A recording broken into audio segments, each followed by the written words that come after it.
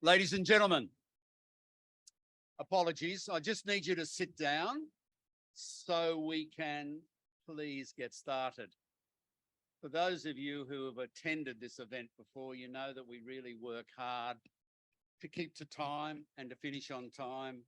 We absolutely value the fact that you're here at 7:30 in the morning. You've made the time to come all this way to a pretty crappy location. We can't believe how good it is here. I mean, this is our 9th year here. I am a bit annoyed they put the barge in front of the Opera House, but I guess we can't complain too much. It is just such an extraordinary location for us to come together. And as I said, this is our 9th year of putting together this big breakfast function. So I would like to say to you all, g'day, hello. And of course, I should start by acknowledging the Gadigal people and the Eora Nation as the traditional owners of the land upon which our event is taking place today. We pay our respects to elders past, present and emerging, and we extend that respect to Aboriginal and Torres Strait Island people here today. So thank you so much.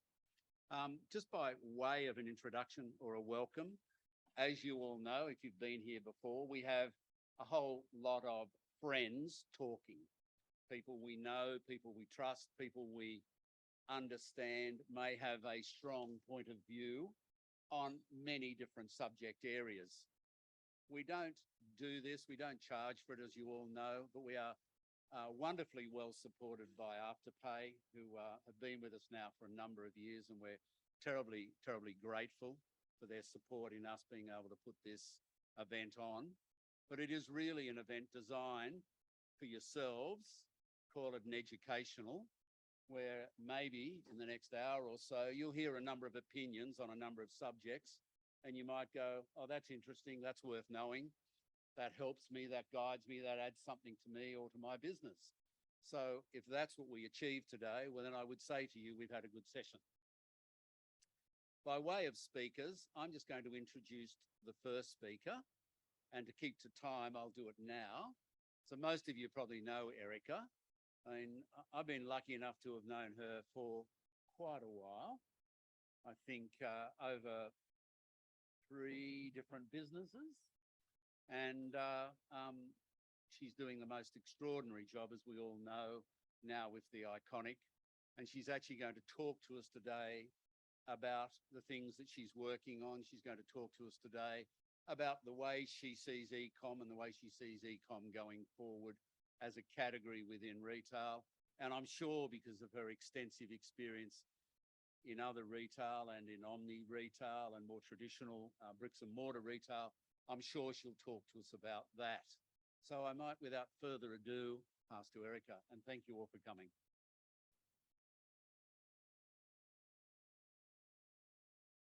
Good morning, everybody. Thank you for being here today. I was lucky enough to speak at this last year, and someone said to me, oh, you're back this year. And I said, yeah, I think Steve thinks practice makes perfect. So we'll see. Oh, there we go. There I am. There I am. In case you were wondering who he was introducing, a much more polished version of me than 7 o'clock this morning. Right. So I am going to talk to you about the future of pure plays. Although really I'm just going to speak more specifically about the Iconic. To any of my fellow pure plays out here, I don't mean to talk on behalf of all of you. I don't suggest that I have all of the answers, but I could certainly share with you how we're seeing the world of online progress this year and beyond. I think what I'll do is talk about a few of the trends and insights. It's a bit backwards looking, like, you know, what's happened over the last year or so. Some of the key focuses or trends that we're really honing in on for 2023 and beyond, and then just share with you a few of the exciting things that we're working on at the moment as well. So let's get into it. And I hardly have any words on these slides. I thought it was too early for me to hit you with like PowerPoint overload. So I just have pretty pictures. So have a coffee, have a water, sit back, settle in, and let's go. Okay. So look, there's lots and lots of talk about bricks being back at the moment, that online is over, they had their moment in the sun, and now it's all about physical stores. And when people say to me, what do you think about bricks being back and people go back into stores? I'm like, well, thank God, because there's so many of them. Like, it would be such a shame for them to sit there empty, right? And why have sales gone back to brick stores? Well, because they could. You know, for a long time there, they couldn't. People couldn't go into stores. And yes, certainly online had quite a big day in the sun when it was COVID. Not straight away for us. I truly, truly do mean this when I say I wish I had $1 for every time someone said to me that COVID must have been awesome for us, because I would be so rich I wouldn't be working now. But COVID wasn't great for us at the start. We were a fashion business. And if you want to be even more specific, we were a dresses and heels business with a plan to diversify into other categories. But that's the reality. We were dresses and heels. And when everybody goes into lockdown, they suddenly don't need dresses and heels. Now, we had worked on a strategic plan, and there's 3 key pillars of our strategic plan. The first one's assortment. The second one is user experience. And the third one is transformation into a platform business. You know, there's other parts of the strategic plan like sustainability, et cetera, as well. But the 3 commercial pillars are those ones. So during COVID, we really dialed up assortment. And we had already identified categories we needed to get into. So like beauty should have taken us probably 12 to 18 months to get into that category. We did it in 3 months. We got into the home category. We got into the toys category. We dialed up the sport category. So once all of that stuff happened, yeah, COVID was a little bit nicer for us. And then if I look at 2022, you know, we had very gracefully emerged from lockdowns around December 2021. And then going into 2022, you know, it was really interesting to see the customer just jump back into dressier dressing, men and women, back into workwear, back into really bright, bold, colourful prints, bright, bold colour blocking, etc. And, you know, they were really telling us all, I don't want any more tights. I don't want any more tracksuit pants for a while. No more Birkenstocks or Ugg boots. I need to emerge from this whole coma that we've been in, and I'm going to do that in a really beautiful sort of way. And the time of day, you know, traffic peaks reverted back to pre-COVID times as well. So we used to always see a big traffic influx in the morning commute, kind of 7 a.m. to 9 a.m. And then also after dinner from like 7 p.m. to 9 p.m. Well, during COVID, that was more lunchtime, because can I say the horror words, homeschooling? And everybody was at home trying to, you know, in that morning time, getting set up and stuff for the day. So, but we've seen that revert back as well. So people are out and about a lot more, whether they're in the office or just, you know, working, you know, from somewhere else. You know, they are back in those sort of normal peaks of 7 to 9 and 7 to 9. So we swung hard to online. It swung back a bit to bricks. Where's it going to land? I think the retail sands are continually shifting, and I'm not sure we know where they're going to land yet. I don't think it's where it is now. I don't think it's where it was during COVID. So somewhere in between. Now, there's also a lot of talk about, you know, the economy having slowed down a lot, and, you know, that sort of conversation was starting last year. And, you know, so for a business like us, online, oh, geez, it's doomed. And, oh, economy, oh, geez, it's doomed. I think the only issue with any of your sales at the moment, whether they're high or low, is if they're catching you by surprise. Right? And we planned for a slower economy this year. We spent a lot of the back half of last year really cleaning up our inventory, making sure we were super clean, bottoming out some of those housekeeping issues, and just really getting ready for this year. And whilst we're not expecting the same top line growth as what we've seen over the years, we're certainly seeing an even better bottom line position, because we are we haven't been caught by surprise by any of this. So then if I talk about pure play trends or really focuses, like there's 3 key focuses that I'll talk to you about today that we're certainly really honing in on. The first one is the transformation into a platform business. And this has been something we've been doing for a while. Like, you know, I said during COVID, we focused on that assortment pillar of our strategy because we needed to get into a different assortment. Now we've kind of got, we still have an eye on assortment, and there's still more brands that we want, but actually we're swinging a lot harder to that transformation to a platform business. And very simply, what is a platform business? Well, it's a connection point between a customer and a brand or product in the most efficient way possible. And that's a really key part to it. So we will, I mean, we've traditionally been a wholesale retailer, you know, buying stock from suppliers, putting it in our fulfillment center out in NORA, and then selling it to customers from there. wholesale is so yesterday. Like it's the boring conversation to have. We need to dial up our marketplace. So we've already had like a dropship type marketplace, but we've developed a capability called FBI, which is fulfilled by Iconic, which is where a supplier will still own the stock, but it will sit in our warehouse and they'll be able to take advantage of our service levels and our speed of delivery. There will be the ability for us to do brand.com. So if a brand from anywhere in the world really needs to fulfill online orders, we can do that on their behalf. They can still own the stock, own the pricing, own the promotional schedule, but they can just take advantage of our service level agreement. Actually, we're one of the only businesses in the world that has developed a technology called size refill. So if you think of a shoe might come in 10 different sizes, and traditionally what would happen is if one of those sizes was out of stock, it would just be listed on the website as out of stock. Now, if we're out of stock of that particular size, but the supplier's got stock, we'll still list that for sale and the order will just spit out straight away to the supplier and they will fulfill it on our behalf.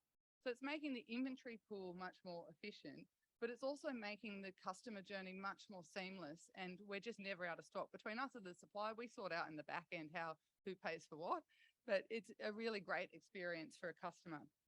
And then the other parts of being a platform business are the other things that we can offer. So like data services, we have so much data, and even more specifically, we have so much data on that whole Gen Z customer. And that is really valuable information to a lot of people. And so we can be a connection point between brands and that customer via those data. That's not even about us selling a physical product. That's just the connection point between customer and brand. And then marketing services as well. We are as good a marketing service as what some of the other social platforms are because of our ability to reach that particular customer cohort. So, can we commercialize our marketing services as well? So that's how you would broadly describe a platform business. Very, very different to just a traditional wholesale business. App first. So look, a lot of people have an app. Surprising how many retailers don't have apps as well.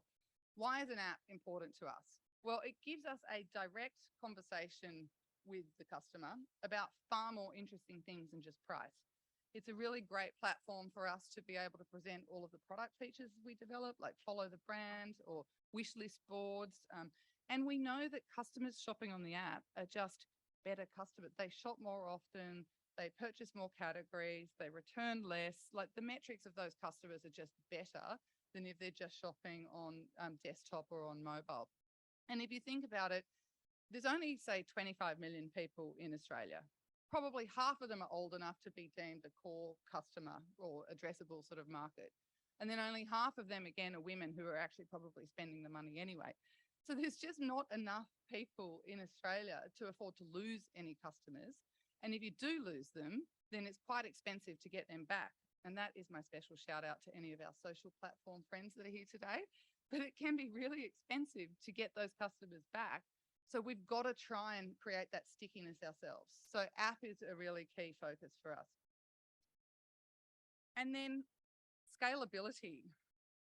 Oh, there we go. So with a slightly slower sales top line, we're actually afforded the luxury of being able to focus on some of the things we need to do to become more scalable. So these are some robots that we launched in about August last year. I don't know how to stop it, so I'm just going to let it go. They do, so I did try it. If you stand in front of one, they stop, right? So that they've got inbuilt security or safety. But, oh, there we go, stop. So we rolled out about 25 or 30 of those late last year, and they gave us an extra 500,000 units of capacity in our fulfillment centre, which is huge, right? Because we're looking for those ways to not have to, rush down the whole expanded fulfillment centre or second fulfillment centre. How do we actually squeeze the assets that we've got even more and actually become more scalable, use that space in a much more efficient way? And so these sort of technologies also require system upgrades. So, things like WMS systems. So, what do we need to do there to ensure that we're a more scalable business? Because the volume's going to come again, right? We're going to be chasing that high level growth again. So we need to actually use this year to actually get our house in order to be able to run hard at that and do that in a profitable way once the volume comes back. So yeah, so we're excited about these sort of technologies. The processes around them also need to be reviewed. So it's not just about the systems you've got or the technology you have, but it's the processes you have throughout the business that are what is going to make those things successful and allow us to become a much more scalable business in the future. And then some exciting things to come. So we announced last year a First Nation fashion design incubator program. So we already have a relationship with the FNFD. This is an extension of that. But what we really, look, we're not the biggest, oldest business that can write the biggest check to support people. But what can we do that is meaningful support for a lot of different people, particularly our First Nation fashion design friends? And there's real mentorship programs that we can offer. Like, can I get our finance team to help create cash flow templates for an upcoming brand? It's hard enough for established designer brands to actually, have a good, thriving, financially sustainable business. Imagine if you were starting out First Nation fashion design brand that didn't have the same network available to you. So how can we lend our skills and expertise to help people in this space or to support people in this space? So that's an exciting extension of our First Nation plans. We've got some very exciting global brand launches that will be happening later in the year. We've got Cookai finally. I think we've been trying for 5 years to get that brand, so that's really exciting. We've got COS launching later this year, so that's really an exciting addition for us. And it's all of our emerging technologies being a platform business that are allowing us to bring on a lot of these brands. And then own brand. That brand to the very right there is hot off the press. That's our newly launched Active brand, so activewear brand. In our top 10 brands on our site, 5 of them are our own. So we've got brands like Atmos in here, Daisy, Air, we've got Lover, and those brands perform really well and give us a great point of difference in the market and allow us to really own that own that section of the market with our customers and not have to get sucked into price competitive wars and things like that. So so own brands, a really great part of our business. And to really kickstart the excitement in our business, last year in November, we had our first in real life runway show for quite a few years. And we launched into the metaverse. So we actually launched an NFT live from our runway. Actually, the guru of online, Paul, was there front row, weren't you, Paul? Did you bid on the NFT? Know what it was.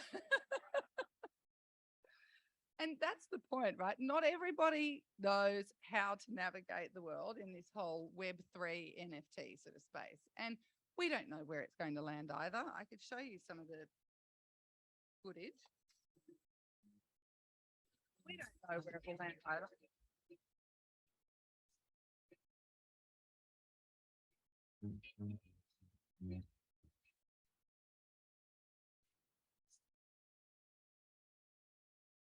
Yeah. Look, that was a real merging of the virtual worlds and then physical worlds and then launching an NFT from the runway. We want to take our customers on the journey because people don't really understand what this is going to be. We don't understand what Web3 is going to be for, retail overall, but we want to be there at the forefront of it and try and understand it and help our customers understand it as well. So that was a really great, entrance into that whole space. And then, to finish, really, the shifting sands of retail, it's like hocus pocus. Will it be stores? Will it be online? Will it be brands selling straight to, consumers? And the answer is it's probably going to be all of those things. And whatever will be, will be. Like we have our strategic plan. We know how we want to address this market, how we want to engage with our customers and keep them loyal to us. We'll keep doing what we do. And let's see what happens in this retail landscape this year. So on that note, I think that's me, Steve.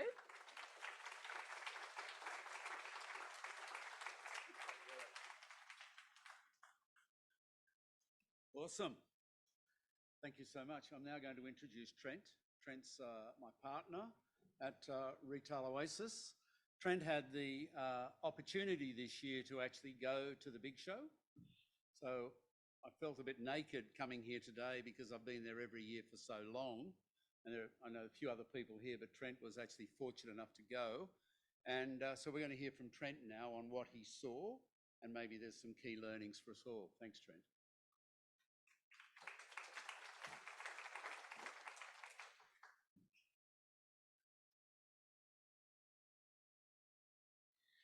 So first off, good morning. As Steve mentioned, I'm one of the directors here at RetailOasis, and what we want to do over the next 15 minutes is, off the back of the NRF Big Show and our time in New York, what I want to do is take you through some of the big key themes that we were seeing off the back of the Big Show.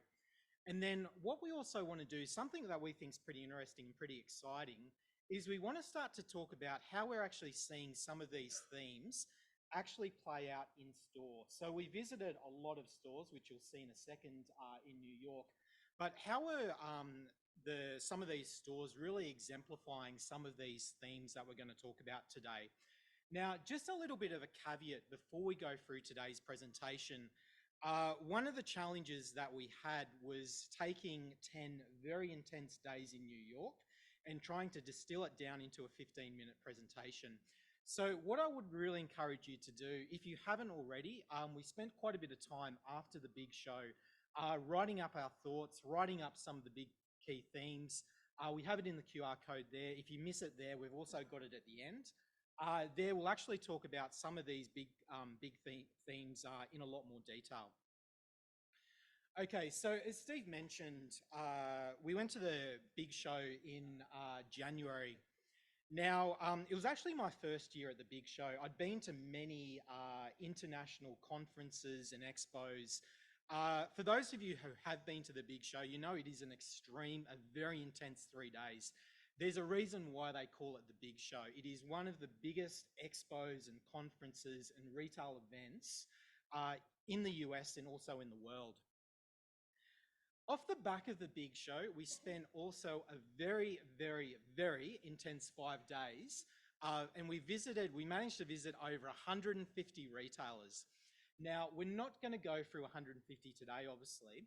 What we want to do is we want to pick out and talk about what we see as the 9 best retailers who we thought were really the best in class in New York. So for us, it's pretty exciting. Okay, so what were some of the big key themes we saw coming out of the Big Show for 2023? Now, you can see there's quite a few themes. Today, we just want to focus on 2. So the first one I want to focus on, and again, something that's very close to our heart and very exciting, what we see is the next evolution of experiential in-store retail. The second thing that we want to talk about, and it's a theme that I'm sure will come up today, we've talked about it previously before in previous big breakfasts, is around resale and pre-owned. So this isn't really a new theme, we've seen it in the past, but I think what was interesting for us this year was we were really starting to see retailers experiment it. If they weren't already playing in the category, they were talking about pre-owned. And really, I want to approach it a little bit different today. I want to really approach it as what we see as a really key strategy going forward from 2023 and onwards in how to actually increase in-store foot traffic. Okay, so the first one I want to talk about is the next evolution of experiential, which we see as localized experiences. So what we mean by that is you need to think broader than just a one-size-fits-all or a single experience across your store network.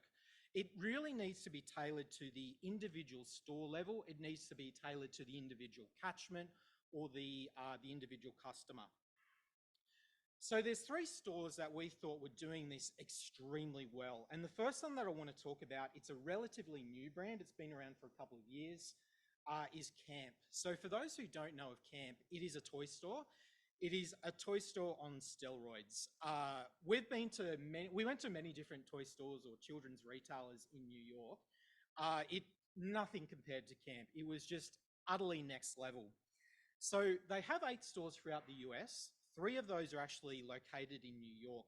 Now, why we like Camp so much and why they're actually unique and interesting was that no 2 stores are alike. So every Camp store you go to is completely different, has completely different product offer, is a completely different experience from the other store. And the whole ethos of the brand is really giving people a reason to get out of the house. So people have limited free time, especially young families or people with children.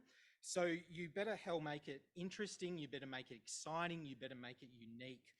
And it's also interesting how camp approach retail. So they see experience first and retail second. So the retail's really only, I guess, say tacked on, and it's a way to, you have this amazing experience in store with your kids or with your family, and you have that retail as an opportunity to take that experience home with you and continue the experience outside of the store. So with camp have two formats. So the first format that we wanted to talk to, they have a format called what we would call play and discover. So we literally walked in store and it is chaos. There's kids everywhere. There's kids climbing on things. There was literally kids running around playing hide and seek in the actual store. But the best way to describe it would be, imagine a playground, but imagine retail components built around that playground. So it's a retail store built around a kid's playground. And each store is unique. So one of the stores we went to in New York was completely built around art. So the whole theming of the store was around art, and the whole product category talked to that. Another one was built around science. It's also interesting. So they do workshops, they do classes, they do different events. They do kids' birthday parties. You can even choose to sleep over in the store if you want and stay overnight. And the second format that they have is what we would call a guided experience. So what actually happens is you walk into store and it's pretty underwhelming. It's just this standard toy store. But the reality is 70% of the store is actually hidden. So you can see there on the top right-hand corner. So when we went in, there was a bunch of kids there and they all had magic wands. They were chanting magic words or whatever. And then all of a sudden this secret door opened and then 70% of the actual store opened, and then you can access the store, and it's through a guided paid experience. It's not cheap. It's about $75 Australian just to enter the store, just to have the privilege of shopping there. But again, there's some really, really interesting and really cool partnerships. There's a whole store built around Paw Patrol. There's a whole store built around Nike. There's a whole store, or a couple of stores built around Disney. So again, why we really like camp, it again really talks around that localized experience, creating a unique experience for each store and for each catchment.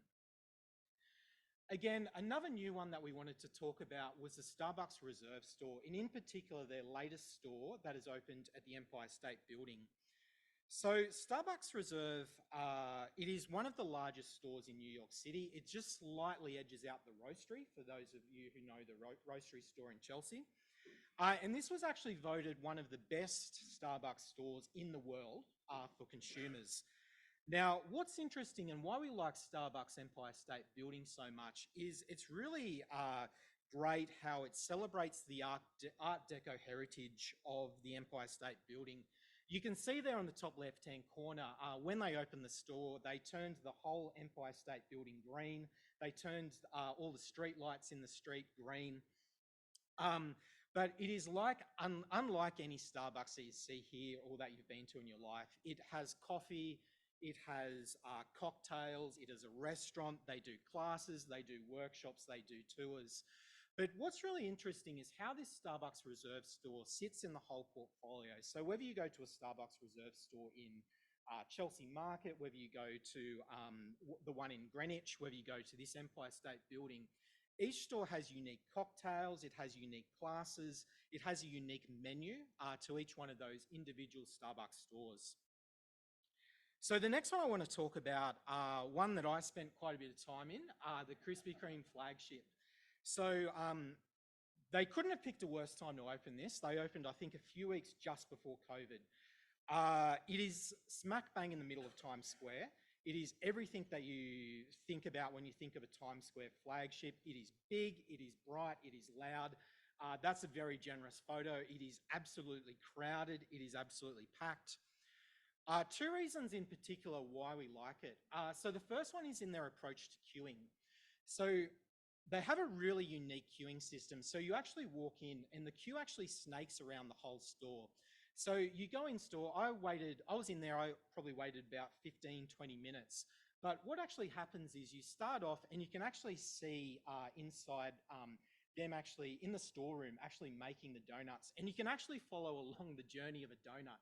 So you can see it getting baked, you can see it getting iced, you can actually see them doing quality control on the donut. It's really, really cool. And it's really cool how they bring this sense of theatre into something that's probably quite boring queuing. You'd expect to see something like this in Disneyland. The second thing why we liked it, and again, talking around this whole theme around localization. So Krispy Kreme do a unique donut. So you can only buy this donut at the Times Square store. You cannot get it anywhere else. That's the donut in the bottom right-hand corner. It costs about 5 times as much as a normal Krispy Kreme donut. It isn't cheap. It comes in this beautiful green box. It's kind of like a really premium, very similar to a green Rolex box. Apparently what used to happen is they used to cheer and clap when someone ordered it, but apparently that many people ordering it, they've stopped doing it. But what was funny for us is that everybody in the store was ordering this donut. And the first thing that they were doing when they ordered the donut is they went outside, they took a photo of it with the Times Square background or the Krispy Kreme background, and they posted it on TikTok or they posted it on Instagram. So again, a really great example of a store creating this localized product or localized experience unique to that individual store. So now for a little bit of a change of pace, the next thing that we want to talk about is resale and pre-owned. And in particular, I'm sure it's going to get talked about a lot today, but we want to approach it a little bit different. And we want to talk about it, what we see as a really critical strategy or really key strategy in increasing store foot traffic. So as I mentioned, it was a theme that came up repeatedly over the NRF Big Show. And for us now, it's really a question of not will retailers provide it, it's really a question of when. And I want to talk about a few examples, and in particular, 2 stores in New York who we thought were doing it really, really well. Now, before we begin, I want to give you an example. So this is generally where your mind goes to when you think of resale and pre-owned. Now, we all work in retail. We can all see it's not a great example. There's very poor lighting. I can't tell when one category ends, one finishes. There's no signage. The aisles are quite narrow. They're quite small. But the reality is, in the US, this is the biggest competitor when it comes to resale and pre-owned. And the actual business that we're talking about is a $6 billion business, and the business is the Salvation Army. Now, looking at the category and looking at how we see it grow over the next couple of years, bear in mind these numbers are from the US, but the story tells a similar story. Going from a $30 billion US category now to a $218 billion category by 2026. That is insane. That is 7 times forecasted growth over a 3-year period. There is no other retail category growing this fast. So it brings the question, who is actually this resale or pre-owned shopper? So the research is suggesting that it's pretty even. So looking at whether you're Gen X, whether you're baby boomers, whether you're Gen Ys, millennials, Gen Z, you can see it's generally pretty much split looking at their propensity or their desire to shop used or resale or pre-owned. So one thing that we will say is this second-hand customer is older than we think. The second thing what's interesting to us is why do they want to shop resale? And this isn't unique to one individual retail category. This is across all categories. Now, the first one that really is no surprise to us is around price and discount. Of course, they're going to say price and discount. Everyone wants a discount when they're shopping secondhand. Sustainability is in there as well. But what's interesting is the 2 in between. So the first one is it is interesting and it is unique merchandise that you can't get elsewhere. The second thing is it is fun and they actually enjoy it. So you can sort of start to see how this forms a key strategy to bringing in-store foot traffic. It really brings back that treasure hunt element of going back in-store, providing that unique and that fun experience that you can't get online. So now we want to talk about 2 examples. So the first one I want to talk about is the Golden Goose store. So for those who don't know the Golden Goose brand, they are a high-end, they sell sneakers, they sell a lot of streetwear apparel, a lot of fashion. Now, this is their Ford store concept. They've got a number of these throughout the world. They've got one in Dubai, they've got one in London, This is the one from Soho, and this is their whole store built around sustainability. And it's built around 4 key principles. So the first one is repair and recycle. So the whole bottom floor is dedicated. They've got a number of cobblers and a number of tailors working in store. So you can take any brand of clothing, whatever it is, you can take it there to be recycled, you can take it to there to be repaired. One of the other principles is around resell. So if you have Golden Goose product, you can actually take it there and sell it back to them, and they'll sell it on your behalf. So this whole store, even though it looks like a luxury store, all the product there is secondhand. It's all used.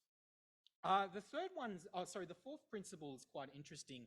So this is me squiggling on that line on the bottom right-hand corner. So around remake. So what you can actually do is you can go in there and customize any secondhand product. You can personalize it, and it's really quite smart when you think about it. Their thinking behind it is if you personalize or create your own product, you're more likely to keep that longer than something you just buy generally off the shelf. The next example that we want to talk about is Capsule. So Capsule might look similar, but it is actually very, very different. So again, Capsule is a streetwear brand. And again, talking around secondhand and pre-owned, this whole luxury market is a really great gateway into this. But Capsule, the best way to explain Capsule is I actually walked in a store and it took me about 10 minutes to realize most of the stock there is secondhand. It is that good. It really blurs the line between new and used product. Now, here's where it gets interesting. So there is not a single mention about sustainability in store. There's nothing about price discounting or price at all. The whole thing's about creating or celebrating the uniqueness and the heritage of the individual product. So you can see there's a lot of high-end bags that they sell. They sell a lot of sneakers. They sell a lot of unique clothing like bomber jackets. They also sell trading cards. So again, a really interesting take, and really interesting how it's blurring those lines between used and new. But a really, really great example of a retailer pushing hard in this secondhand market. So just quickly before I wrap things up, some other honorable mentions from New York. The first one I want to talk about, again, Starbucks. They were really impressing us. But Starbucks pick up with Amazon Go. So this is their latest, newest store. This is their partnership with Amazon Go. So I actually walked in, I set up my account before I walked in. I ordered a coffee. I was in and out in about 30 seconds, literally grabbing my coffee and walking out. Now, here's where it gets really cool. So I didn't need to pull out my phone. I didn't need to pull out my credit card. I didn't need to pull out my wallet. It's all done by your handprint. So you literally handprint your hand as you walk in a store, grab whatever you want, walk out. All the transactions done in the background. It is really one of the best-in-class retailers when it comes to convenience. The second one that we want to talk about, again, another relatively new retailer, and this is Treat. So Treat are a wellness retailer.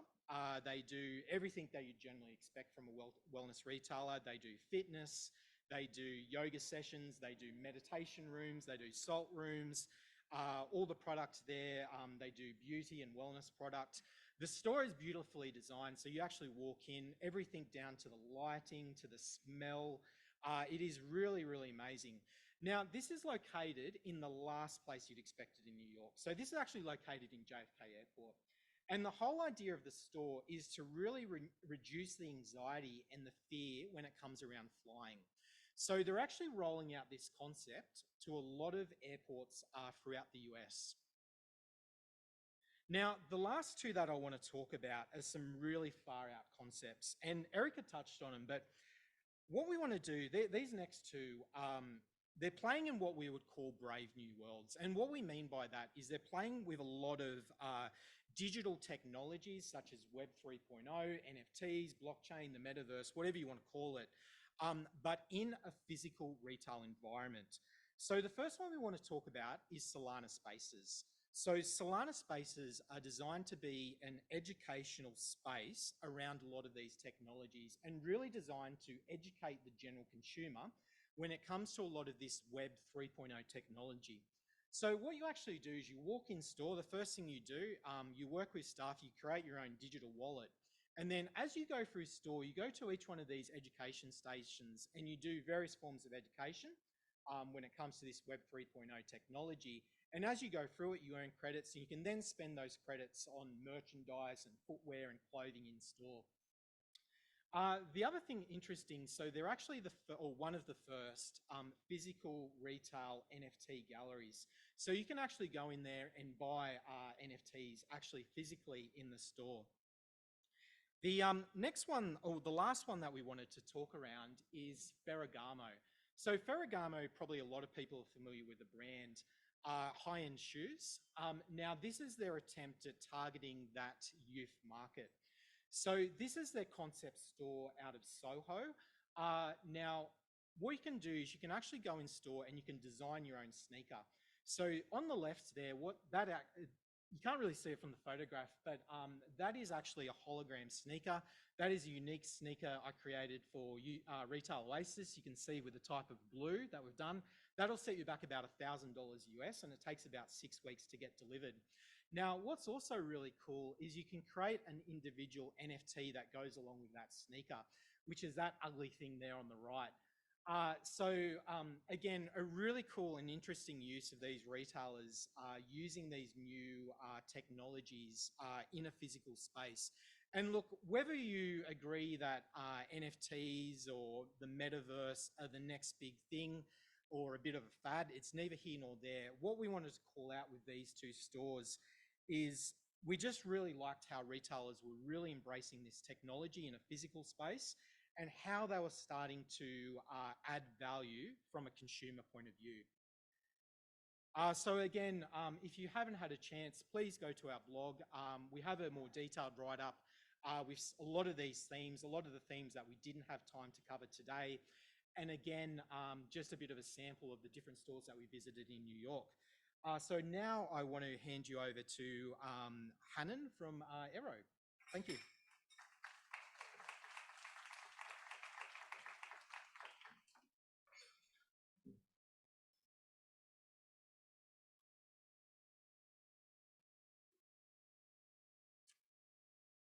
Flying into Sydney from New York on the Monday, I was treated to the stunning views of this gorgeous city. Rolling hills, beautiful beaches, the harbour in all its beauty. And as the city of Sydney came into view, this is what I managed to capture for you guys from my flight. As I drew closer to the city, the bridge and the Opera House, I thought about human progress. Humans have been around for roughly 200,000 years, yet both of these stunning structures were built in the last century. A century in which we've made extraordinary progress as a species. But we haven't always been delicate in the ways that we've innovated. Over the last 100 years, we've been exhausting the natural resources that evolution spent 4 billion years creating. We've generated billions of tons of waste. Our human activity has resulted in so many emissions that we've shifted the patterns of climate, rendering thousands of species to go extinct.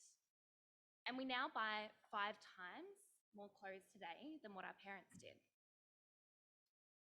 Now, I'm not here to throw any more shameful stats at you, nor am I here to point fingers at fast retail or all of us, the end consumer. After all, my biggest concern this morning wasn't what I was going to talk to you all about today. It was actually, what the hell am I going to wear? I couldn't find an iron in my hotel room, so I'm in the one outfit that didn't require ironing. And if you've seen Clueless, I was hoping I had this morning, but instead I was thinking to myself, why the hell didn't I just buy that new pantsuit when I was in Oraton store yesterday? However, when I thought about what to talk to you all about today, I wanted to share with you why I believe this problem of sustainability is actually creating retail's biggest opportunity, and why I left my cushy corporate job a few years ago to focus on this space.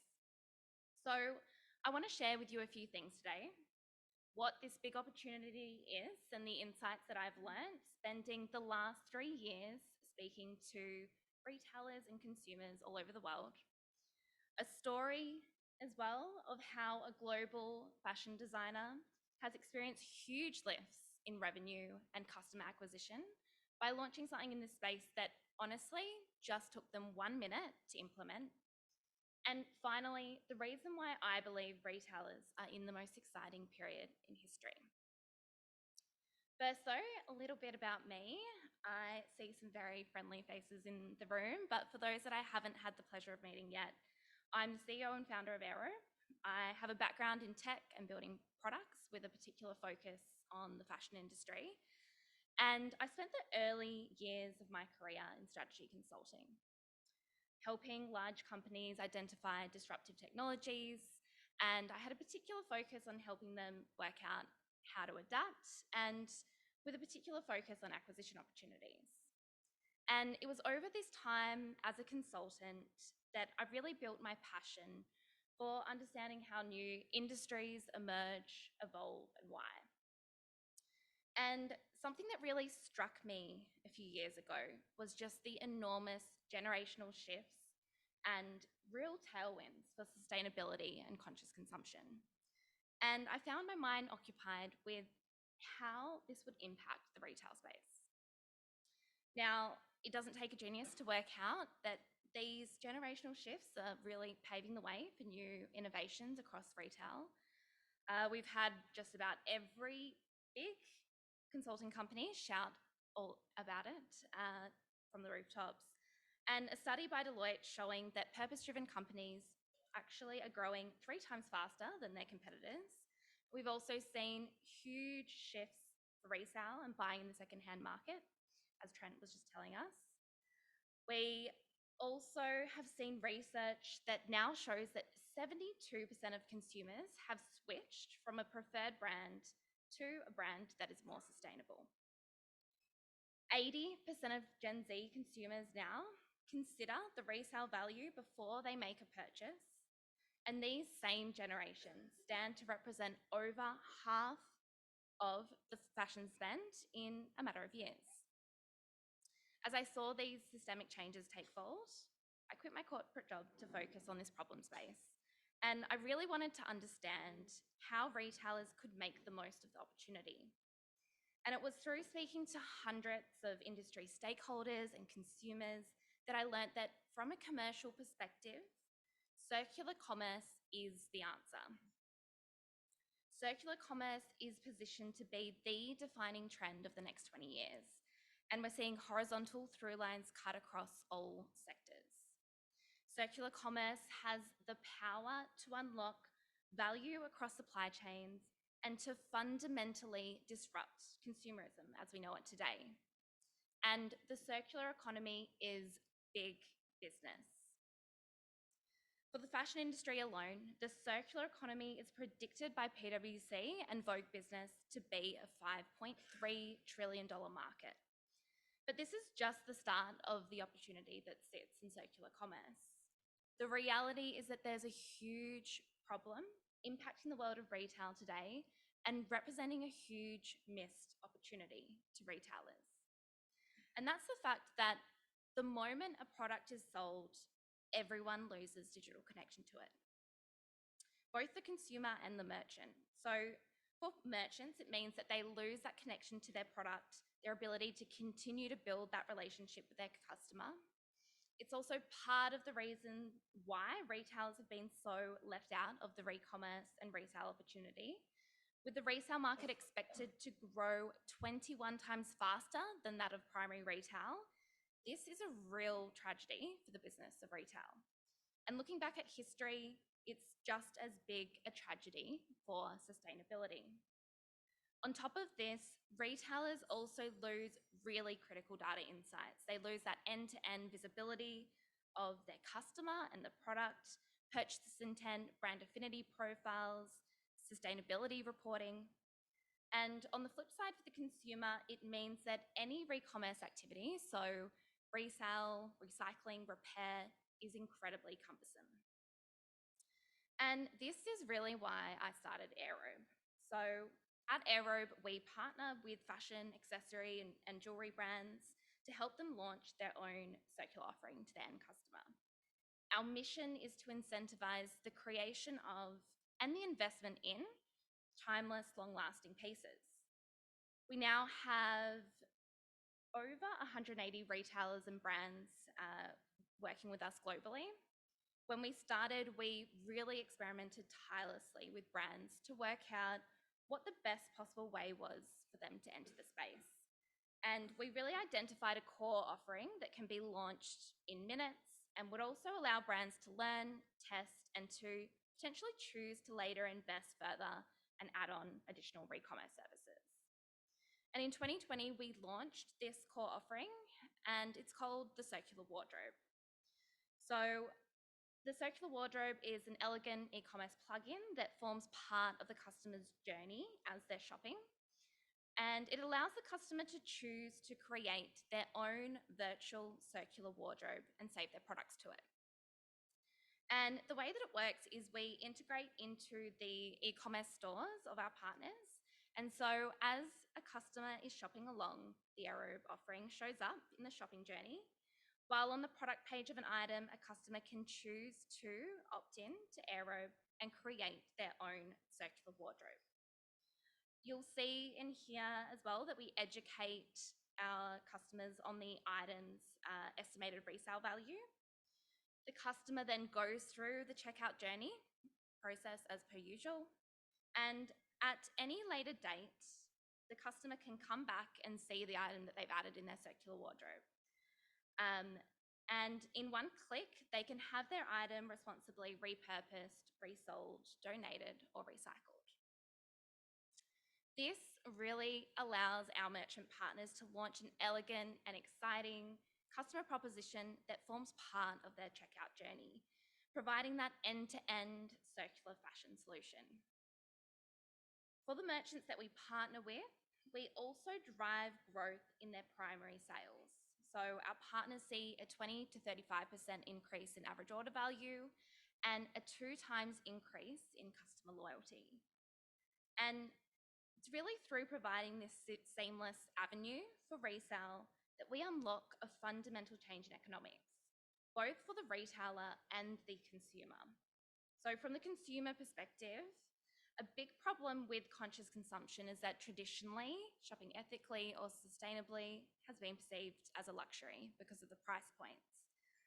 But with thinking through the cost of ownership though, consumers are being more savvy, investing in more timeless, more durable pieces that hold their value, and then later reaping the rewards financially. Brands are also benefiting. So they're seeing new, younger consumers who wouldn't otherwise shop with them begin to shop with them. And then with their current customer base, they're seeing improvements in average order value and customer lifetime value. So let me walk you through a quick case study. Last year, we were approached by a multi-$100 million designer brand which operates globally. They wanted to work out the best way to engage in the resale space. With this brand, we initially launched an A/B test so that we could really measure statistically significant correlation of our impact on primary revenues. And over the test period, we had 50% of the traffic would see the AirRobe widget and the other 50% would not see it. After we conducted this test, we saw really strong improvements. So from the perspective of average order value, we saw a 13% increase for the A/B test. But then if we double click on the traffic that did see the AirRobe widget and who interacted with our widget, if we compare that to those that didn't interact, we see a 37% uplift. For e-commerce conversions, we also saw an uplift. So for the A/B test, we saw a 7% increase. And then if we hone in on the interactions, we saw a 2 times increase in improvement. We also saw a 1.8 times increase in customer lifetime value. So where a customer opts into AirRobe, they're twice as likely to come back and make another purchase in the next 90 days compared to those that didn't add to AirRobe. We also drove customer acquisition. And we were also able to really quickly help the brand to identify new cohorts and brand affinity profiles. These are really the kinds of results that we generate across our portfolio of brands. And for the 95% of brands that we work with, the integration really does just take 1 minute to implement. Now, to wrap up, we arrive at why I think retailers are in a really exciting period in history. Sustainability is becoming a table stake for all businesses. The amount of consumption we see today is one of the biggest problems we face as a society.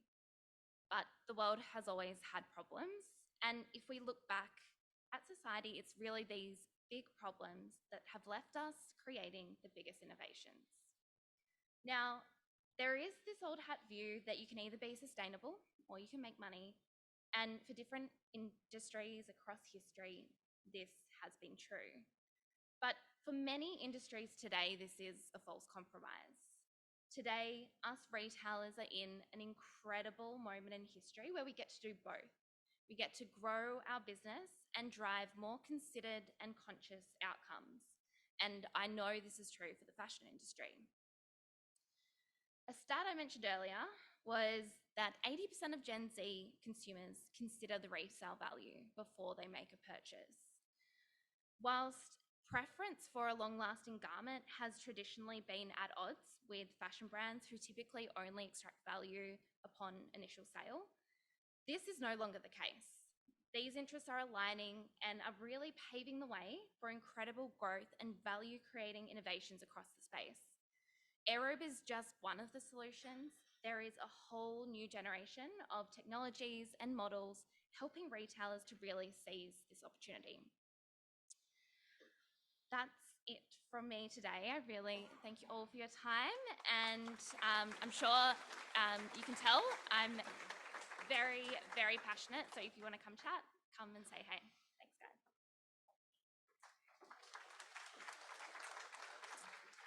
We do have a Q&A at the end of the session, so I'm sure we'll have plenty of opportunity to talk further. Just before I introduce the next speaker, would any of the people standing up at the back like to take a seat? Are you happy to stand there? I mean, there's still plenty of seats down here. If it'd be more comfortable, we've still got about 45 minutes to go, but if you're happy to stand, I guess we'll leave you there. And I'll move on and talk about our next speaker, Claudia. I did say at the very beginning of this presentation that we have this endearing, wonderful relationship with Afterpay, who assist us each year with putting this event on. Like a lot of future-focused businesses, they're very interested in data, they're very interested in passing on their knowledge and information. And today we have Claudia Rossi, Insights Director at Afterpay, to speak with us. Thank you. Hello, thanks for having me. It's great to be here. Just seeing that photo makes me realise I need a new headshot. I can confirm I'm not fresh out of high school when I was bright-eyed and bushy-tailed. So in terms of what I'll be talking about today, I'll be giving you a general overview of the macro environment and then providing some customer behaviour insights and trends that we see in Afterpay data. And if we reflect back in the last few years, it's been crazy. It's been a roller coaster and unpredictable, to say the least. And it's presented some really new and interesting challenges for us all. This year, we're still very much on the periphery of change, and it'll be interesting to see what it actually has in store. But it'll be just really interesting to see with these micro and macro factors at play, how that impacts customer behaviour. So if I start off with the macro environment, we're still in the period of uncertainty and consumer confidence is low. We saw a significant growth over the seasonal period, and that is beginning to slow, largely due to two key factors. So that is firstly the transition of fixed rate mortgages to variable rate, and that is also with the 9 consecutive interest rate hike that we've seen. And secondly is the increase in utility bills and economy-wide inflation.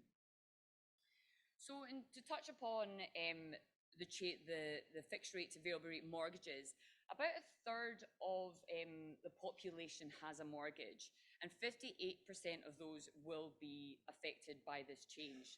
And so what that means is that there'll be an increase in their mortgage repayments by 40%. So really a massive strain on any household. The other one is around inflation. And so that peaked at 7.8% in December, and that's the highest it's been since 1990. So it's this dual pressure that we're seeing from high inflation and high interest rates. So household budgets are really stretched just in order to for them to actually pay back housing costs and everyday cost of living. And not only that, but any pent-up savings that we've seen from the pandemic are starting to diminish, and household debt is increasing. Another shift that we've seen is the impact on global tech firms with falling stock and mass layoffs. So that's amongst the behemoths of Google, Amazon, Meta, and Microsoft.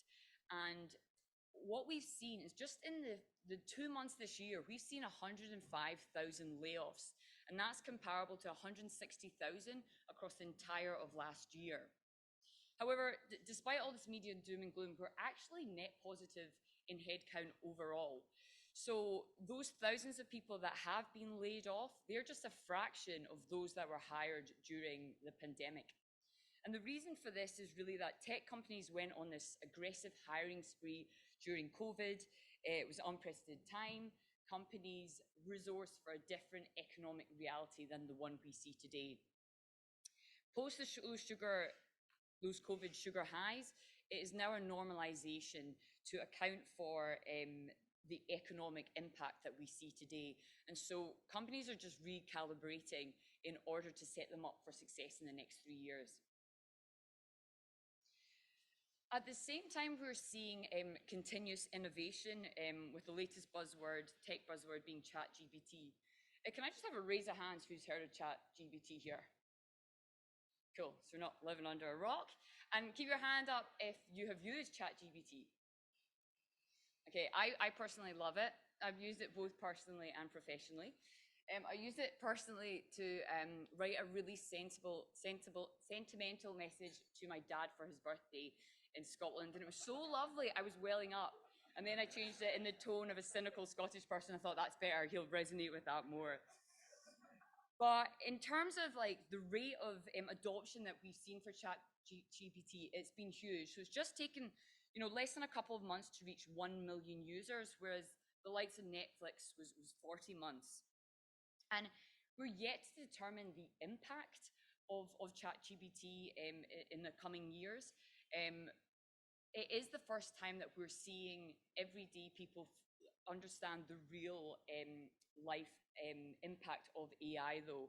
And we're seeing people using it for the likes of product searches and research. And so whilst the future is uncertain, what is clear is that it will have an impact on work. So it will make it will replace jobs that are kind of repetitive, increase productivity, and allow more room for strategic thinking.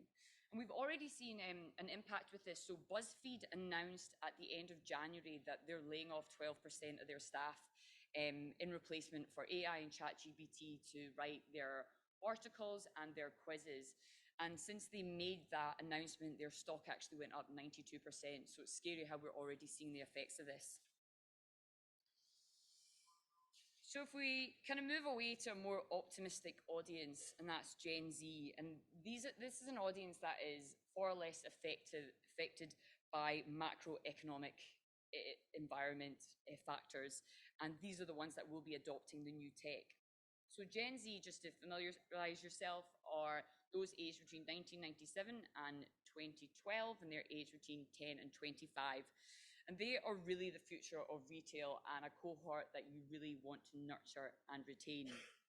Their expenditure, and I think Hannah actually talked about this as well, their expenditure is expected to increase at a much faster rate than older generations. And if this trend continues, their share of retailer will be greater than that of their predecessors. So by 2030, we'll expect millennials and Gen Z share spend to be over 48%. And despite concerns on inflation, high interest rates, increasing rent, Gen Z are actually a very hopeful audience. If we speak to them about shopping expectations, around 22% expect to do less shopping overall, whilst 28% expect to do more. And that is, when you compare that to the general Australian population, they expect that spend to stay the same.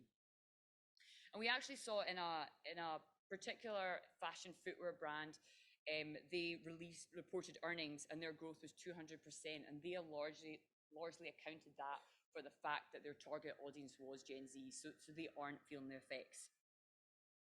Gen Z are also a highly optimistic and resilient audience, despite what older generations might think.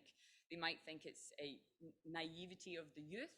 However, whilst young, this generation has been through two key financial events, so the GFC and the pandemic, and they are accustomed to change and living in this period of uncertainty. And at the moment, they're really benefiting from the lowest unemployment in 50 years. In terms of shopping behaviours, online shopping is ubiquitous with the Gen Z cohort. No surprise, they're digital natives, they grew up with social media, and they are very tech first and focused. They value having a world of shopping at their fingertips in terms of accessibility and convenience. And we see that about 50% start their shopping experience journey on social media. However, post-COVID, we are seeing a rebound of in-store, and that is largely Gen Z that is leading the charge there. So Gen Z, if we look at our data, have consistently seen the greatest growth in in-store over the last year. And if we look at the latest, the last quarter, it grew 56% year on year, and that over-indexed by 18 against the older generations. And this is because Gen Z, they see it as a social activity, going in-store, hanging out with friends, getting away from their mobile devices. And that line that we're seeing between physical and digital is fast becoming blurred to the point of being inextricable. So customers expect a seamless omni-channel experience. They don't discriminate between channels. They interact with brands, experiences, devices. And it would be remiss of me not to quote the legendary Mark Tepperson in one of these talks. Channel is the language of the business, and consistency is the expectation of the customer, and they expect this omni-channel experience. And from our data, we see that the omni-channel customer has a 30% higher lifetime value than those single channel customers. So in this high inflationary environment where the cost to acquire a customer is so expensive, it is really critical that you work and milk your existing customer base. In terms of in-store, Gen Z consumers expect this unique and exceptional customer experience, with any interaction they have setting the bar for the next. So they want this engaging experience that can't be replicated online, and it really gives retailers the opportunity to create a reason for customers to actually go in store. And Trent gave some awesome examples of in-store experiences. One that I'll mention is Mecca. So that's Mecca Face Gym. So as it sounds, it's a workout for your face, or extreme facial. And this really has become a social phenomenon, especially amongst A-list celebrities like Bella Hadid and Selena Gomez. And this elevates and sets a new standard for experiential shopping. It really creates an immersive and engaging experience that attracts and encourages customers to spend more time in store. Not only that, but it allows customers to trial new products and treatments before purchasing. So it helps them make more informed purchasing decisions. Their staff is also highly knowledgeable. The customer experience is amazing, and it is really tailored to your own skin concerns, providing one-to-one, recommendations. So it really puts the joy and love back into shopping in store. In terms of Gen Z, they value experiences more than ever. They are probably arguably the most impacted from COVID and lockdowns, largely maybe due to them being a younger audience and not having a lifetime of experiences. And we see in our data is not only are they leading the charge in terms of spend growth overall, but that is largely driven by travel, entertainment, and experiences. And one main reason for this growth is the fact that they value experiences over material possessions. So they're focused on sustainability, the circular economy, and they prioritize making memories and shared experience with friends and family. And so we've seen a strong growth of the likes of concerts, festivals, and live events. And whilst Gen Zs look for this unique experience, they want brands to be authentic and aligned to their values. A great example that I've seen recently is Aesop's Queer Library. Has anyone managed to check it out? I tried to see it the other day in Pitt Street, but there was such a huge queue to get in, all Gen Zs in the queue actually.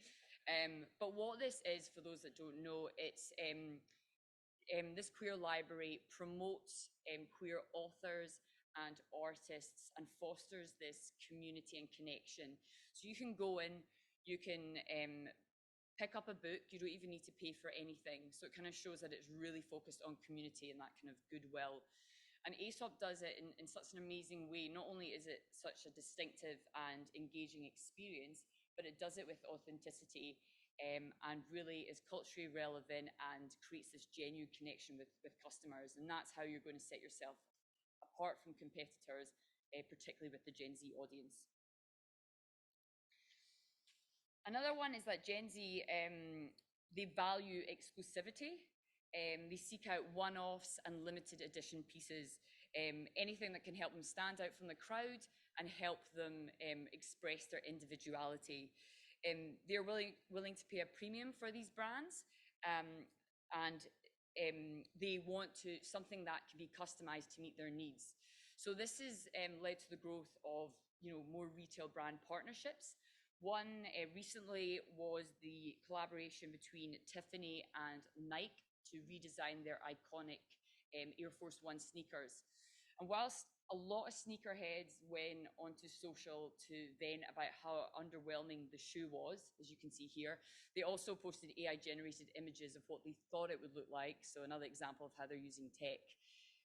Whether you love it or you hate it, what it did do was create this media hype and buzz around the shoe, and really drove a new set of customers to both of these brands, driving brand awareness and reach, as well as creating an element of scarcity, which Gen Zers love as well. And whether it's brand partnerships or personalized in-store experiences, what is critical is that you know your customer in order to be successful. So at Afterpay, we have a wealth of data at our fingertips, so we can create this 360-degree view of our customer, as well as having a holistic view of their purchasing landscape within Buy Now, Pay Later, which helps inform and enhance how we actually speak to those customers. So we know what customers have the greatest propensity to spend, who they are in terms of demographics, how they shop in terms of stores, online, in-store, and how we engage with them. So what marketing has the greatest cut through. So we can then create these optimal one-to-one experiences, showing them what's relevant, as well as importantly, what's not relevant, to kind of show that we know the customers more than they know themselves.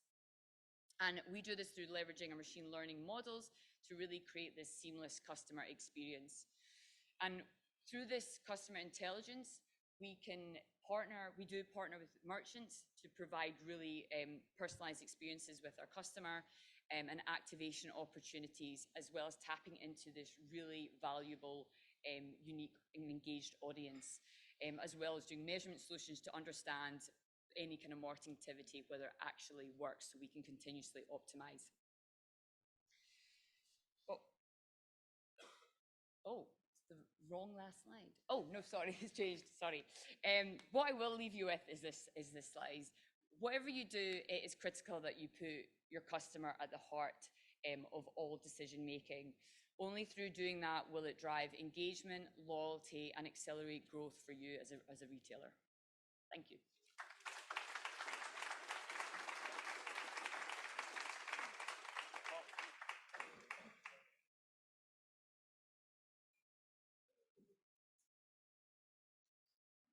Lovely. Thanks, everyone. Thanks. Lovely to be here. Thank you, Steve and Maddie and Trent, for having me today. Great to see so many familiar faces. And a special thanks to the wonderful presenters. That's been some great sessions, which I've really enjoyed. I've actually got the least to say, which is unusual for me, which means, whoops, I know I'm playing with the screen here. I don't know if you guys can take it back, or this is probably a better, sort of more magic mushroom type screen. Whether I should either speak slower or leave time for Q&A. But yeah, you know what? I might even, yeah, thanks, Steve. That might be awesome. There we go. I think I'm going to touch it again, but anyway. So, anyway, we'll have a crack. I don't have any slides as well, which is not uncommon for me. I wanted to bring back 4 broad insights from the big show. And, you know, as Trent and the team have already spoken about, it's such an enormous show. And of course, retail is such a broad church, which is exactly why we love it. And it's very hard to bring back concise insights. And I think as humans, we tend to gravitate to what we enjoy and where we're the most comfortable. But I've called it the 4 Ps. Those are the, I guess, the headlines from the big show. Polarities, partnerships, which Claudia's touched on, people, and planet. And let me, you know, use those as 4 pillars to hang my hat on. The first one, polarity, is actually very close to my heart because I kind of like to see myself as a contrarian. You know, I'm kind of like to think I'm buying when everyone's selling. I'm the guy who takes the road less traveled, but I'm actually a bit of a wimp, really. I'm a bit mainstream. Although I did get a bit of encouragement the other day. Someone asked me why I always answer a question with a question. And I said, why shouldn't I? It was just instinctual. So maybe there's still a little bit of polarity in me and a little bit of rebel. But actually, on a serious note, I guess particularly with an entrepreneurial lens, sometimes when you see some hot themes at the big show, which of course were Web3, the metaverse, OpenAI, machine learning, ChatGPT, non-fungible tokens, it's often quite wise to go to the other side of that. Say, well, that's the one bracket. You know, what's happening on the other side? I think it's a Newton law that says for every action in nature, there has to be a reaction, Newton's law number 2. And I quite like, and I have done kind of my whole career, going to that other bracket. So if that technology, and of course the massive expo floor, you know, it's just all shining lights and sirens and strobes and disco balls. But what is the polarity of some of those, you know, powerful technology levers that are driving us into the future? Well, predictably, quite a lot, to the credit of the speakers at the big show and the NRF themselves, about human connectedness as the antithesis, if you like, or arguably deeply enmeshed in some of those technology levers. So I enjoyed speaking to people, listening to presentations about the human connectedness, you know, I guess also resurrecting ourselves from the COVID pandemic. Lots of talk about empathy, about love. You know, I guess it took me back. One of my favorite movies, I have to admit, and yes, I do have a tear every time I watch it, is Jerry Maguire. You know, that lovely saying, if you can't love everyone, you can't sell anyone. And I think retailers are really starting to tune into the fact that you have to have a deep love, a deep affection for your people, for your customers, for your colleagues. Now, what do you do when you're an old, grumpy bastard like me, an introvert disguised as an extrovert? You know, he's got all the battle scars, the weary battle scars. You know, where do you find the love? Well, I think the first thing, and this might be awkward for a few people, I think I have found a lot of love for some of the, I guess, the younger professionals in the room, and I'm going to name a few of them. I can see a few people shuffling uncomfortably. But in my later career, I've worked very closely with people like Hannon from AirRobe. I think Brad from Refunded's out there, Jenna, Ed, Simon Molnar's out there somewhere. I truly love these people, which makes life so much easier to work with them and add what value you can. Now, I do have a problem. Again, this is a bit of a therapy session. I find it a bit harder to love older people, but don't give up on me, Steve. And I spoke to my therapist about it, my psychoanalyst, and I said, how come I love these younger professionals, but I find it a little harder. I like older people. I find it very hard to love. Of course, he pointed the finger right back at me and said, well, you've got to learn to love yourself. And I said, well, that's true. And obviously, self-loathing and imposter syndrome often comes with the territory. And I think we all have a bit of that. So, Steve, again, don't give up on me. I do like you. I think we're transitioning to a love moment, but give me a little bit of time. But on a serious note, loving our customer, the idea of a love brand, a love mark is not a new one. Love is massively important. I think a bit of the NORA success, which was this industry body started some years ago, was that there was a lot of love. And Katie Derritt, who now leads it, is actually in India, not only, sort of exploring love, but hoping to bring even more of it back. Really an authentic love that connects people and connects purpose. So I think there's a powerful conversation around these polarities, the power of technology, which is transforming our wonderful industry, and how we bring it back to basic human connection and love itself. Partnerships, I absolutely concur with you, Claudia, that I'm just still amazed how many retailers want to go it alone, and solution partners for that matter, in a world that's really, it's tough going. So, I remember 15 years ago, maybe more, I used to quote Carlos Slim, the great Mexican entrepreneur in the telco industry. He said, and I quote him, in these days of connected technology, you can't do it all yourself. You have to form alliances. And of course, I learned the hard way that I didn't focus enough on alliances in my retail career. I treated competitors as not frenemies, as I should have, but as competitors and enemies. And I missed so many opportunities. So the call out to partnerships, I think, is increasingly powerful. I was quite amazed, actually, and particularly for the solution partners in the room, how much of the expo floor was made up of, big brands, Salesforce, Microsoft, but within their expo booth, partners, often some of them very small. In fact, one of the NORA dinners we had in New York was jointly sponsored by Salesforce and Scanded, So people are coming together around common themes, common purpose. Erica spoke about, moving to the platforms, which is ultimately an ecosystem of connected partners and partnerships and prosperity for all. So keeping an open mind to those partnerships. The third one, people.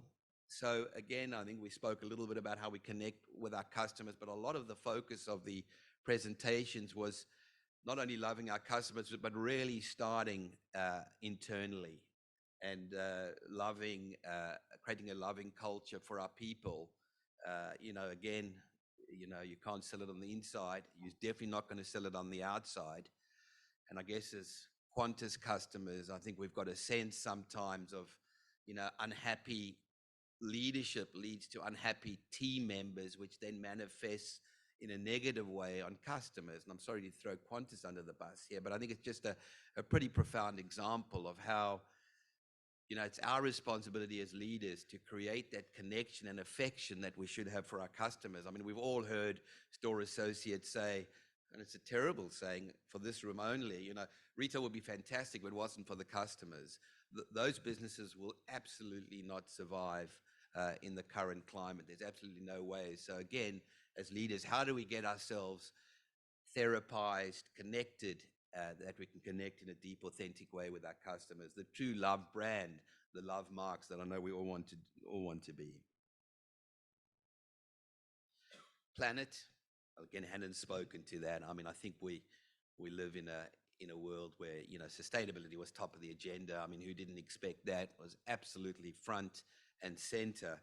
And I guess, sometimes, I guess I had a fifth P, which is, my French is terrible, the plus je change. The more things change, the more they stay the same. And I think there's so much truth to that. This idea of really the fundamentals of any ecosystem, any industry vertical, doesn't shift. So I guess with Planet, that really felt to me as really finally a deep awakening, more than ChatGPT, which predictably was, to the earlier slide, was the big buzz of the show because it's such a ubiquitous technology. But I think sustainability, the Planet, really got the major bandwidth as it so deserved. Now, I thought as well, I might shout out some people in the room. Again, some of the hot tickets, particularly on the solution side from the Big Show. You'll be pleased to hear you're all playing in the space. Retail media got a lot of currency, and I think Troy and the crew from Zitcha are around. So we really got some wonderful leaders in that space. Brad would kick me if I didn't give a Refunded a shout out. Refunds and returns, for God's sake, how we've left logistics, and it's really closely linked to sustainability. How we can let, the logistics, the reverse logistics blow out. And I'm as guilty as a retailer for sweeping that stuff under the carpet. It's not the sexy part of business, but it's really a part that can make or break us. And on that, I was just reflecting, again with environmental, the Gen Z, Claudia, that you spoke about. I think the paradox of that group, as you were talking, I had a bit of an aha moment. Again, going back to polarity, they are a group of people that demand that frictionless omni-channel experience. And by the way, omni-channel as a word is back big time. So for those who I offended by begging a few years ago not to use the term omni-channel, I apologize. It's back and we should be using it. But, the Gen Zs, they want this frictionless experience. They want the best tech, but their values are deep. And again, on the polarity side, they don't want compromise in the way, as brands, we run our businesses, the way we conduct ourselves, the way we treat our people and our planet. They want the best of everything. So there's a complete bracket there. So refunds and returns got a lot of focus from the solution partner audience, but as well as from speakers.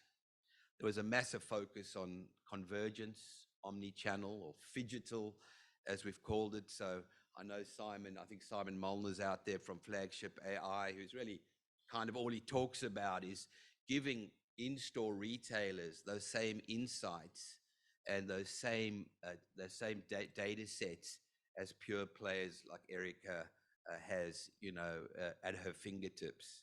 So convergence, Simon, is really front and center. Of course, Hannon, circular economy, sustainability, re-commerce, OMG, as my kids would say.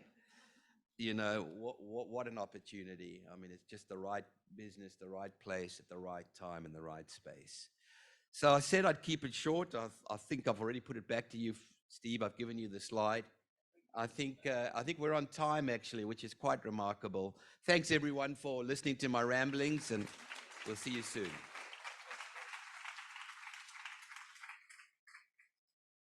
The advantages of speaking last and the disadvantages of speaking last become very obvious. The disadvantages, in a lot of cases, what I'm going to talk about for the next 10 or 15 minutes, has sort of been covered by all of the presenters today who did an amazing job, and everyone has kept fabulously well to time. So that's the disadvantage. The advantage is, in some respects, you get to join the dots. The nice thing is that all of us work completely independently. No one sort of looked at anybody else's notes to say, oh, can I take a bit of this? Can I take a bit? So we've all worked completely independently, but yet we've all come up in and around the same themes. What, a little bit like Paul and his perspective, particularly his contrarian point of view, I want to start today's presentation by sort of putting some context around the way in which I think about retail, and specifically the way I think around the way we consumers think about retail. I like to use the analogy of left and right brain. Right brain, as you can see, and we all know, is all about intuition, it's about creativity, it's about fear, it's about joy, it's about pain, it's about all those things which we struggle to put into words, but we feel so strongly, and they drive us primarily in our decision making. And then most of us, if not all of us, bring into play our left brain. Our left brain for the logic, for the sensibility, for the post-purchase rationalisation or dissonance, for the rationalisation and thinking through, why did I do that? Why didn't I do that? Well, for me today, what I'm going to do is sort of break up my next 10 minutes into those two parts, because I'm completely obsessed about trying to understand about how they work together. And I hopefully sort of pull it together in a way that makes some sense. I'm going to spend a little bit of time talking about Zoomers, Gen Zs, Zoomers, because I feel, as our speakers have today, they're incredibly important as trendsetters for what's happening and why it's happening. I'm going to start with the left brain because there's a few things I'd like to say which we've been talking about for a bloody long time, that finally everyone, including the ABS, has gone, hold on, there's something going on. This diagram we've been showing and talking to, and indeed we worked with it about 8 years ago with Mark Tepperson, on trying to work out when exactly would the digital natives, all those cohorts in society, which we've known as Gen Y, Gen Z and Alphas, cross over demographically with the immigrants, people like myself and Paul, who actually immigrated into the digital space. So we're talking here about pre-boomers, boomers and Xers. And we've discussed and we've been talking about this forever. I've shown this diagram to a lot of people over the years. Gradually, we've found that ABS, a little over a year ago, came out and said what we've been saying for years. This is the year. This is the year that demographically there will be more digital natives in our society in a lump sum of numbers of people than there are immigrants. Claudia talked about income and discretionary revenue. I'm going to talk a little bit about that as well. The only difference between her numbers and my numbers is the fact that I've added in alphas, because you can't ignore them. Yes, they're very young at the moment, but if we're looking out 6 or 8 years, you've got to start saying they will have some expending power as well. So my numbers and her numbers don't change that much, but a little. But the point is that we have this tipping point, which is going on right now, where we're seeing this crossover. Where it gets really interesting is 27, because in 27 is where Zoomers, and you've heard a lot about them today, become the single dominant cohort in society. So they become our leading generation in physical numbers. So pretty hard to ignore as a single unit of people. For those of you who just need reminding, the one on the right-hand side, they're currently between the age of 10 to 24. As it's been said already, they've lived through some massive societal changes. As I spoke to you last year and said, this is the single group which has been more impacted by COVID than any other group, because it has simply made up a larger percentage of their life at those important parts of their lives, finishing their education, developing their social contacts, moving into professional careers, moving and establishing permanent relationships. That's what's kind of going on, and they've been heavily impacted by COVID. We can talk about the others, we know what they are, but just to be clear, we're talking about that age group currently. But when we start thinking about 28, add another 4 or 5 years to that. When we start talking about 30, add another 2 years to that. Important information as we think about the future. I'm going to overlay that with a few other left-based facts. Australia is becoming ethnically diverse. It's startling the level of ethnicity in our society today. In 2011, a household with a parent born overseas made up 46% of all households. Today, Well, the last census, it made up 51%. There are more households in Australia today with a parent born in another country than not. That influences culture, religion, standards, economic behaviour. Everything you can think about is influenced within those households. Here's where it becomes startling. That's Sydney. So here we are in the largest metropolis in Australia, where today 67, 2/3 of all households have a parent born overseas in the household. Think of the impact that has on all of the things I've just discussed. Be that religion, be that culture, be that attitudes to alcohol, be that attitudes to drugs, be that attitudes to everything and anything in society is being driven, as we know, out of the households, which is where we all came from, and the influences we had from our parents. So just think about the overlay on that. Now, here's where it even gets more interesting, because we've talked a little bit about this already. Gender fluidity is becoming the norm with Gen Z. So this report, we didn't want to publish today the Roy Morgan's report, because the Roy Morgan's report is advanced on this one. Roy Morgan is Australian research. We've chosen to use the English version. But as you can see, Gen Z, even in the UK, is 3.2 times more likely to identify with LGBTQ than the baby boomers. It's just a staggeringly different number. Now, we could argue, yes, that's because of their youth and they're still finding and tracking and establishing a way to the future. But I think we know that there's more than that going on. And the Roy Morgan figure was advanced on this by about another 4 or 5 percentage points. Here's where I just add to the point that Claudia made a little while ago. Whilst we're hitting the tipping point in demographics, we hit that same tipping point earlier. And that is that we reached this value tipping point, we're saying, at around 28, because the difference between Claudia's figures and ours is that we've just added in alphas, which we can't ignore. So what we're telling you is that they are and will become, sometime in 28, the largest group cohort in spending power in discretionary retail. Think about it. Not a lot of time to move.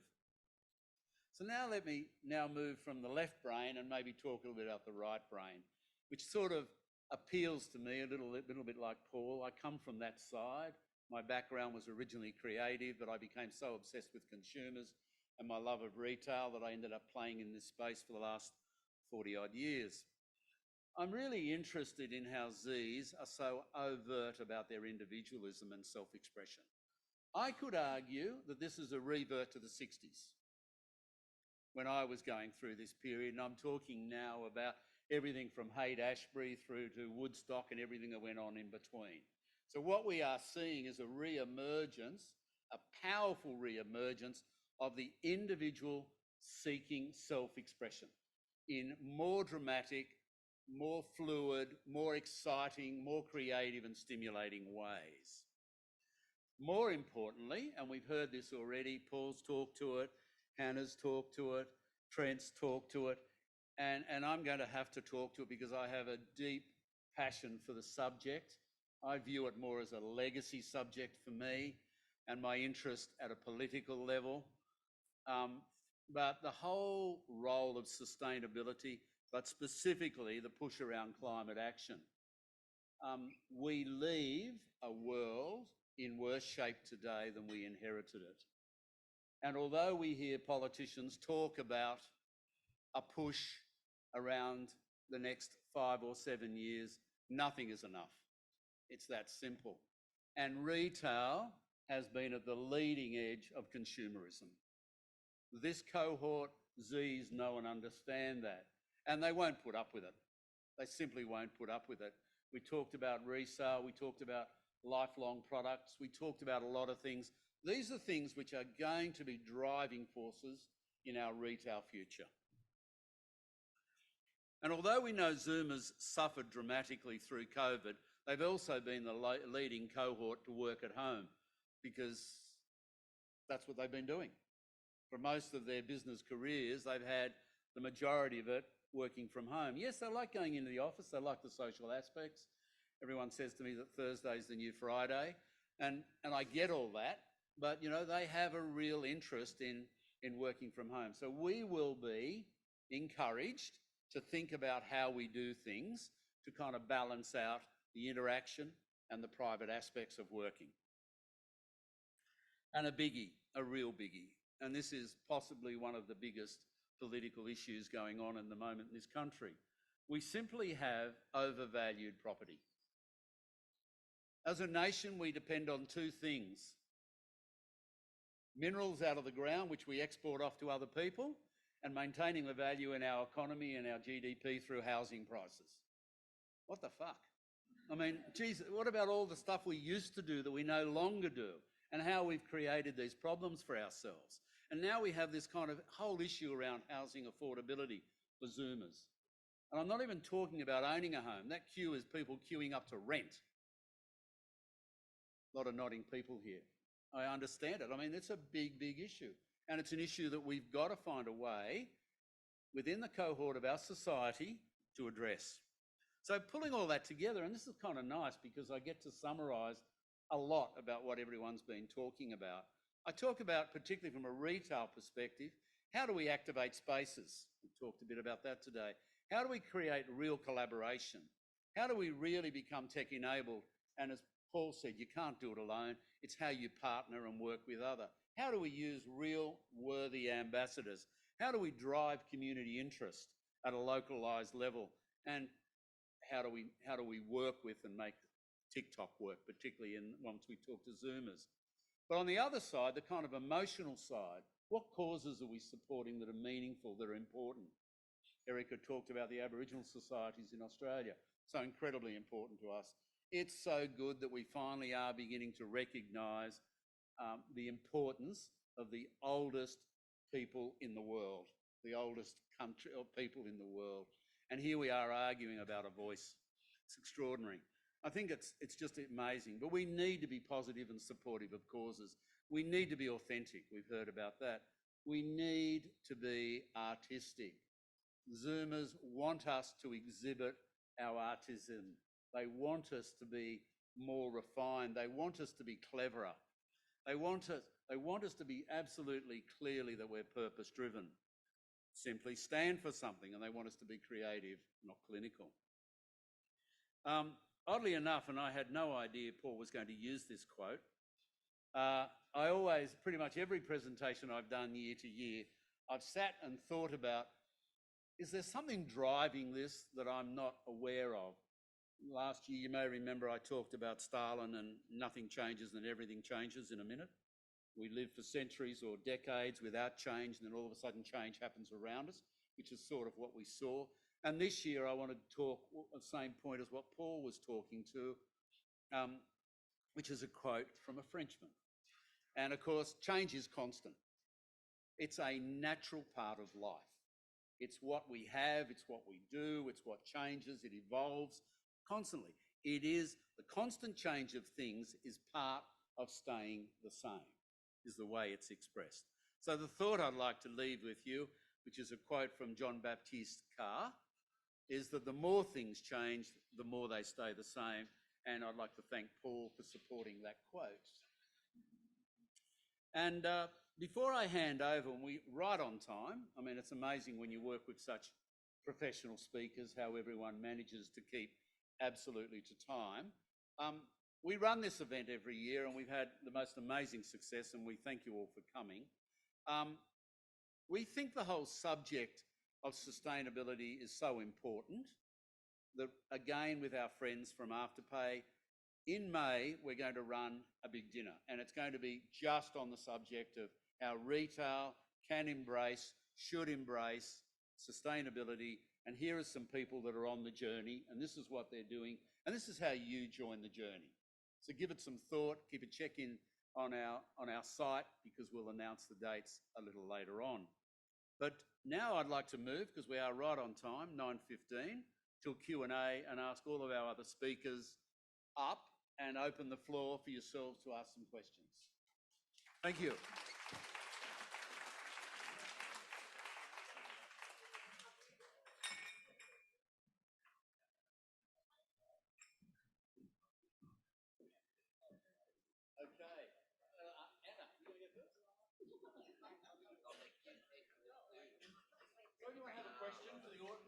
speakers. This is pretty much the quietest you guys have ever been. I actually warned a couple of the people who haven't been here before that we normally have a very active, busy question session. Nothing. What about some opinions? What about anyone suggesting that they agree or disagree with what we're saying? Steve, if we stick around and have a coffee, people can come chat to us one-on-one, as Well, Hannon let's do said, that. you know, that's easy enough. Oh, here we go. Yes. Oh, here we go. NFTs, has anyone actually monetized this successfully? Oh, I think we got like $5,000 for our NFT on the runway. I'm not sure I'm going to be investing. Like when I hear about people that have spent $500,000 on some piece of artwork or something, I'm just like, wow, that is like way too much money that they've got to spend. But yeah, no, not that I know of. I think it's still. It's emerging, and I didn't buy the NFT for 5,000. Thank you. Well worth the. The money did go to Thread together. We Yeah, didn't there we keep go. it. Yeah, it went together. Hold on, there's a microphone coming to you. Sorry for Hannon. Just a question, are you looking at other industry verticals outside of fashion? Yes, we are. So we're at the moment really focused on fashion. Oh yeah, sorry. Yes, so we are. We're at the moment really focused on the fashion industry vertical, so leather goods, shoes, accessories, jewelry, apparel. But the other verticals that we have been looking into are like home and decor. We have been looking at artwork. And yes, the way that we have been building is, you know, our API layer can be lifted across quite seamlessly. Yeah.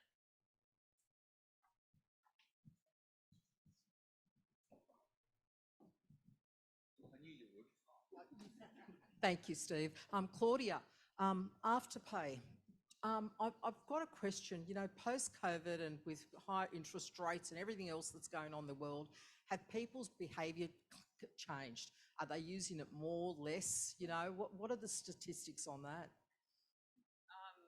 We saw massive growth over the seasonal period, and definitely more so in store. That's where we saw huge growth, and it was across the board. It wasn't in one specific demographic, but that rebound in store was huge, and we're still seeing that.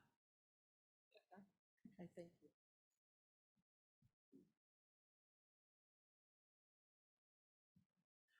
I guess this is a question for anyone. So my colleague and I, we're in the aesthetic space, we work in skincare.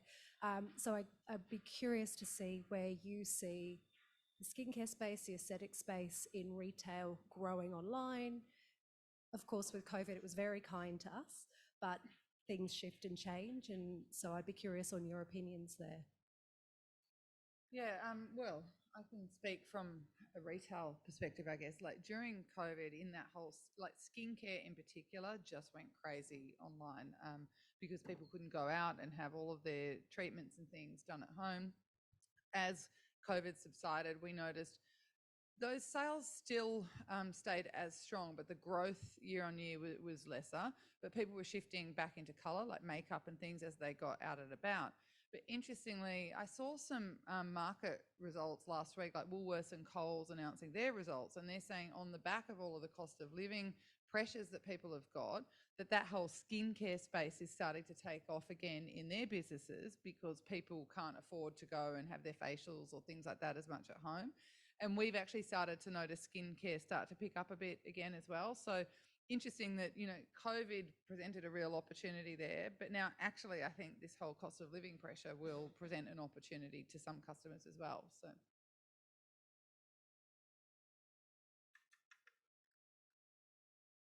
I need a coffee. Okay, well. Thank you all for coming. We'll stay around for a little while, have a chat. Great to see you. Thank you.